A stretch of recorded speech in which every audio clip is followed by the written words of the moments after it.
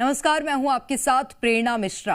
Mission 2026 नक्सल होगा all out. देश के गृह मंत्री अमित शाह ने देश से नक्सलवाद के सफाई का प्रण लिया है। जवान भी नक्सलियों को जहन्नुम की सैर करा रहे हैं। एक के बाद एक लाल आतंक के खिलाफ जवान कार्रवाई कर रहे हैं। एक बार फिर जवानों ने नक्सलियों को अपने टारगेट पर लिया और सुकमा में कार्रवाई करते हुए 17 नक्सलियों को ढेर कर दिया।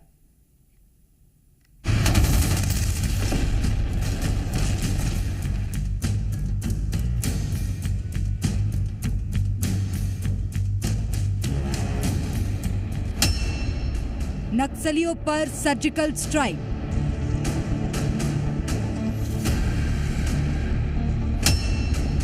Target fix, Shah commission 2026।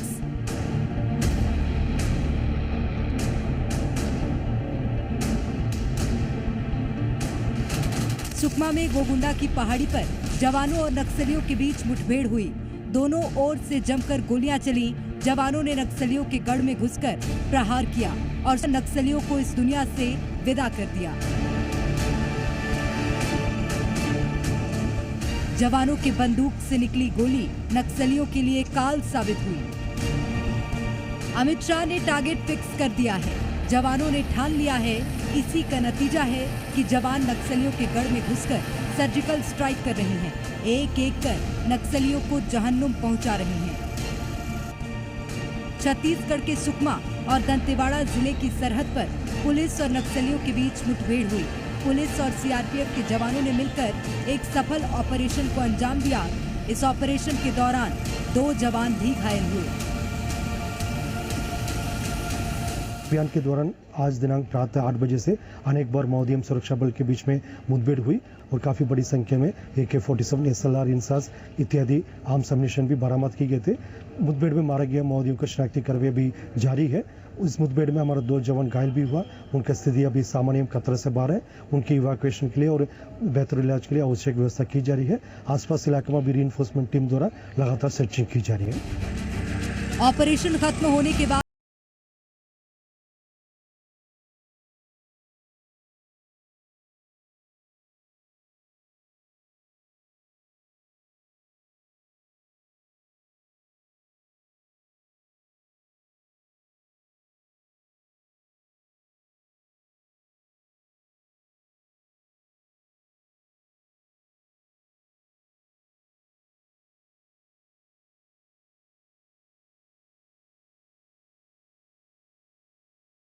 को नमन करता हूं। लाल आतंक को खत्म करने के लिए जवान लगातार नक्सलियों पर प्रहार कर रहे हैं। एक एक कर नक्सलियों को इस दुनिया से विदा कर रहे हैं। अब वो दिन दूर नहीं जब जवानों का प्रण पूरा होगा और देश नक्सलवाद से मुक्त होगा। ब्यूरो रिपोर्ट, जी मीडिया। और मुठभेड़ के बाद जी मीडिया की टीम ग्राउंड पर पहुंची और वहां से लगातार चल रहे अपडेट्स को साझा किया। देखिए। सुकमा के उपनपल्ली में फोर्स को एक बार फिर बड़ी सफलता मिली है और यहां पर फोर्स ने 17 माओवादियों को ढेर कर दिया है। इस वक्त हम सुकमा के जिला मुख्यालय में पुलिस लाइन पे, जहां पर जो मारे गए माओवादी हैं उनके कब्जे से ये हथियार बरामद हुई हैं और ये वो तस्वीरें हैं जो हम अपने दर्शकों को दिखा रहे हैं। ये आप देखिए, ये जो माओवादियों के पास से पिट्ठू है जिसे माओवादी कैरी करते हैं अपने साथ में। इसके अलावा ये देखिए सिंगल शॉट की बंदूक, भरमार, SLR, AK-47, 2 AK-47 इस मुठभेड़ में बरामद की गई है। जैसा कि अंदाजा लगाया जा रहा था कि AK-47 बरामद हुई है, यानी कि कोई बड़े कैडर का माओवादी इस मुठभेड़ में मारा गया और आखिर में इस बात का खुलासा भी हुआ। जगदीश इस मुठभेड़ में मारा गया है जिसके ऊपर 25 लाख का इनाम था। स्पेशल जोनल कमेटी का मेंबर है। हाल ही में इसे प्रमोट किया गया था, ये बताया जा रहा है। इसके अलावा देखिए इंसास भी बरामद की गई है और भरमार भी। इसके अलावा देसी कट्टे भी यहाँ पर बरामद किए गए हैं। ये देखिए बस्तर के जो IG हैं सुंदर राजपी, ये इस देसी कट्टे को दिखा रहे थे कि किस तरीके से माओवादी इसका उपयोग करते हैं फोर्स के खिलाफ में। इसके अलावा ये देखिए एक ये देसी लॉन्चर का सेल है जिसे माओवादियों के द्वारा बनाया गया है। सुरक्षा बलों को नुकसान पहुंचाने के लिए अक्सर माओवादी इस तरीके के सेल्स जो हैं वो उपयोग करते हैं। इसके अलावा ये देखिए, ये गोलियां हैं जो कि इन्हीं बंदूकों की हैं। इन गोलियों के जरिए जो नक्सली हैं वो फोर्स को नुकसान पहुंचाना चाहते थे। मेरे उल्टी दिशा में ये वो माओवादियों के शव हैं जो लगातार फोर्स और के खिलाफ लड़ते रहे। कई बार इन्होंने फोर्स के जवानों को नुकसान भी पहुंचाया, लेकिन आखिरकार सुरक्षा बल के जवानों ने उन्हें उनके अंजाम तक पहुंचा ही दिया। मार्च 2026 का टारगेट रखा गया है माओवाद खत्म करने का, और इस सिलसिले में लगातार फोर्स जो है वो आगे बढ़ रही है। और इस साल अब तक 116 माओवादियों को अलग अलग मुठभेड़ में मारा जा चुका है। सुकमा में बड़ी सफलता मिली है। पहले 16 माओवादियों के मारे जाने की बात कही गई थी, लेकिन जब फोर्स के जवान उपनपल्ली से बाहर आए तब ये जानकारी लगी कि 17 माओवादी इस मुठभेड़ में मारे गए हैं। अब तक 11 माओवादियों की पहचान कर ली गई है। इसके अलावा जो बाकी माओवादी हैं उनकी भी पहचान करने का यहाँ पर प्रयास किया जा रहा है। प्रयास करेंगे कि पुलिस के अधिकारियों से भी बात करें और ये जाने कि आखिर इस एनकाउंटर को किस तरीके से अंजाम दिया गया, क्या स्ट्रेटेजी थी और किस तरीके से फोर्स आगे बढ़ी। ये जो इलाका है बताया जाता है बेहद गोगुंडी का जो पहाड़ी इलाका है बताया जाता है माओवाद प्रभावित लंबे समय से रहा है, और यहाँ पर माओवादियों का गढ़ है। कई नक्सल घटनाओं को माओवादी यहाँ पर बैठकर प्लानिंग करके अंजाम दिए हैं। चूंकि जगदीश जो है वो तकरीबन 15 सालों से सशस्त्र माओवाद का हिस्सा रहा है, और उसकी जो भूमिका है वो झीरम कांड में भी रही है। चूंकि वो दरभा डिवीजन का इंचार्ज भी था एक समय में, और उसके बाद वो लगातार प्रमोट होते हुए SJDC यानी कि स्पेशल जोनल कमेटी का मेंबर तक बना, जिसके ऊपर 25 लाख रुपए का इनाम फोर्स के द्वारा घोषित किया गया था। और नक्सली हमले में 17 नक्सलियों को जहन्नुम पहुंचाया गया। इस हमले में एक खूंखार नक्सली को भी मौत के घाट उतारा गया है। सुकमा जिले के गोगुंडा की पहाड़ियों में हुई मुठभेड़ में 25 लाख का इनामी जगदीश उर्फ बुधरा भी मारा गया है, जो SZC मेंबर था। जगदीश दरभा डिवीजन का इंचार्ज था और झीरम हत्याकांड में शामिल था।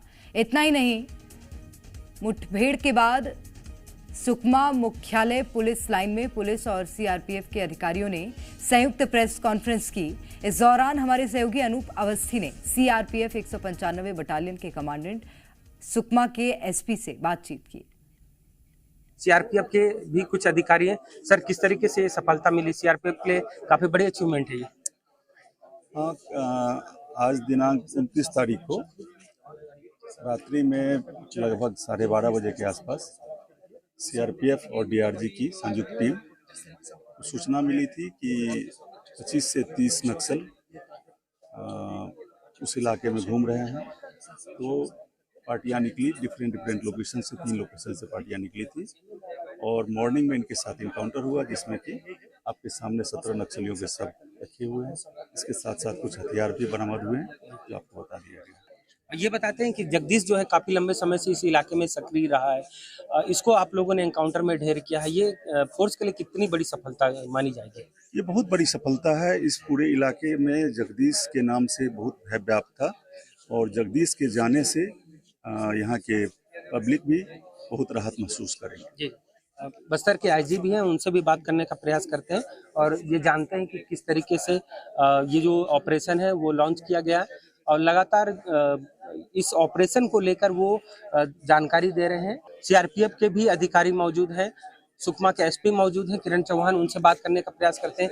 सर, एक बड़ी अचीवमेंट है, पुलिस कप्तान है आप, कैसे देखते हैं इस सफलता को? नहीं, निश्चित अच्छी सफलता है। DRG जवान और CRPF के जवानों ने बहुत बहादुरी से इस मुठभेड़ को अंजाम दिया है, और लगभग 17 नक्सलियों के शव बरामद हुए हैं। जो गोगुंडा जो इलाका है काफी पहाड़ी वाला इलाका है, और नक्सली यहाँ छुप जाते थे, नहीं तो भाग जाते थे, और काफी लंबे सालों के बाद हमें उस एरिया में जो गोगुंडा वाले जो इलाके में वहाँ सफलता मिली हुई है, और दरबा डिवीजन के नक्सली इसमें मारे गए हैं। आप जानते हैं जगदीश, जिसमें 25 लाख का इनाम था, अरनपुर जैसे जो बड़ी बड़ी घटनाएं उसमें शामिल था, और इसके इस एनकाउंटर की वजह से मुझे लगता है कि एरिया में शांति प्रस्थापित होने के लिए काफी मदद होगी। सर अब तक कितने माओवादियों की पहचान कर ली गई है और कई हार्डकोर भी नक्सली हैं बता रहे हाँ, हैं। मतलब इस एरिया में जो सक्रिय हार्डकोर माओवादी है उनके शव बरामद हुए हैं, शिनाख्ती की जा रही है। लगभग 12 से 13 माओवादी की हमने पहचान कर ली है और 4 से 5 माओवादी की पहचान करनी बची हुई है। जैसे सभी माओवादी की पहचान हो जाएगी हम लोग डिटेल्स शेयर कर देंगे।